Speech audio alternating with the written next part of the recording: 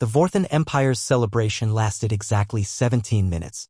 They had killed a human, Marcus Chen, a junior diplomat on a peaceful trade mission, and broadcast it across the galaxy as proof of their superiority. Commander Krax raised his ceremonial blade, still dripping with human blood, declaring, "See how easily they fall. Earth is nothing but." The transmission cut off as every star in the Vorthan system simultaneously dimmed. "Sir," the communications officer whispered, her scales pale with fear, Earth just responded. The message was only 4 words: "You killed our child." The galaxy had always underestimated Earth. Humans were newcomers, barely 70 years into space travel. They traded quietly, explored peacefully, and avoided the endless territorial wars that plagued older civilizations. The Vorthan Empire, spanning 30 systems with a military tradition stretching back millennia, saw them as easy prey. Marcus Chin had been 23 years old, fresh from university, excited about his first assignment. He'd volunteered for the Vorthan trade negotiations, believing in the power of dialogue. His last message home had been about trying alien food and making friends.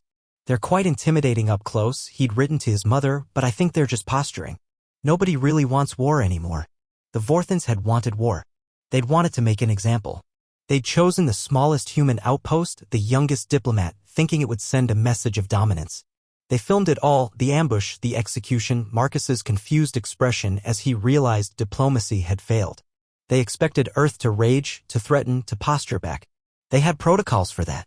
What they didn't expect was the cold, methodical response that followed. "Every human ship is going dark," reported observatories across the galaxy. It wasn't destruction, it was coordination. Cargo vessels, science ships, even hospital ships were vanishing from standard sensors. The humans weren't retreating. They were repositioning.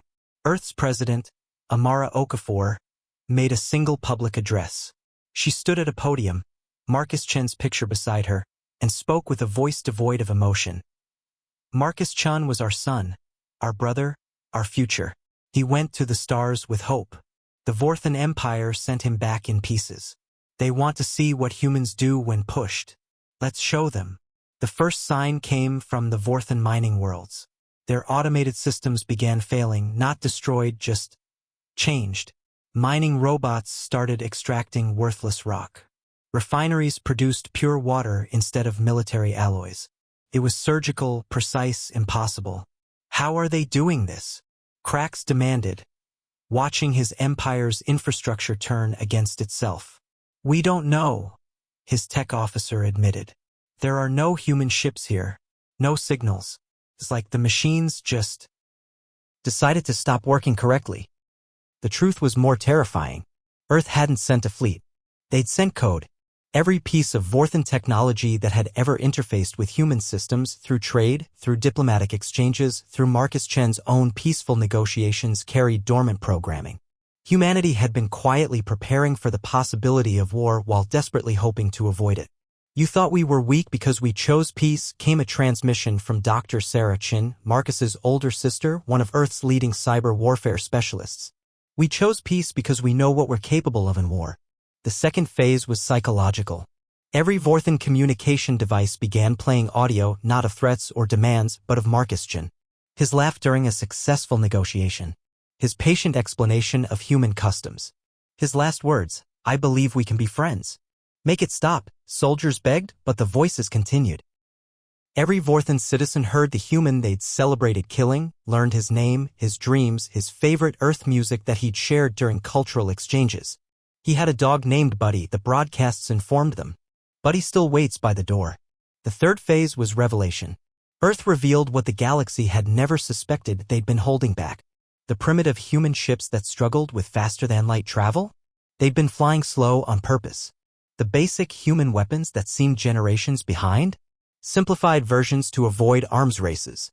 Now, the real human fleet materialized around Vorthan Prime.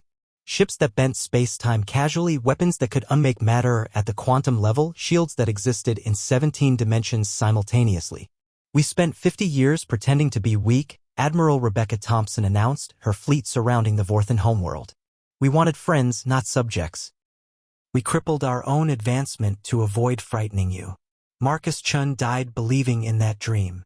Krax stood on his command deck, watching 5,000 human ships hold position with perfect precision. Not attacking. Just waiting. What do you want? He transmitted, his warrior's pride crumbling. We want Marcus back, Thompson replied. Since that's impossible, we'll settle for making sure this never happens again. What followed wasn't conquest, it was correction. Earth didn't destroy the Vorthan Empire. They reformed it. Every military installation was converted into something else: schools, hospitals, research centers. Weapons factories began producing farming equipment. The warrior culture that had defined Vorthans for millennia was systematically dismantled and replaced with something else. Purpose. You took one life, President Okafor explained to the Galactic Council during the emergency session. We're saving millions in response. Your weapons will heal. Your warriors will build. Marcus Chun will be remembered not as a victim, but as the last human to die in a pointless war. The galaxy watched in stunned silence as Earth demonstrated power beyond imagination and chose mercy. They could have erased the Vorthan Empire. Instead, they transformed it into something better. This is what happens when you kill a human. The message went out to every civilization. We don't just mourn. We ensure their death means something. We take your capacity for violence and turn it into potential for growth. The Vorthan Empire's military dictatorship fell within days, replaced by citizens who'd been shown a different path. Children who'd been raised for war were enrolled in schools teaching Marcus Chen's approach to diplomacy. His picture hung in every classroom, not as propaganda, but as inspiration. He believed you could be better, the human teachers told them. We're going to prove him right. The transformation was complete within a year. The Vorthan Empire became the Vorthan Collective, dedicated to peaceful exploration and cultural exchange. Their first diplomatic mission was led by Krax himself, now an ambassador instead of a commander. I killed Marcus Chen, he said during his first address to Earth. I cannot bring him back, but I can ensure his vision lives forever. The galaxy never underestimated humanity again. Not because they feared human weapons, but because they understood human resolve. Earth had shown that their true power wasn't in their hidden technology or military might, it was in their ability to transform tragedy into triumph. The memorial for Marcus Chin stood not on Earth but on Vorthan Prime, at the site where peace was truly born. The inscription, written in every known language, became the most important words in galactic history. Here died Marcus Chin, who believed in friendship. Here was born a galaxy that proved him right. They killed one human. Earth's response was to save a civilization. That is the human way. We don't just win wars, we win hearts. And that victory is eternal.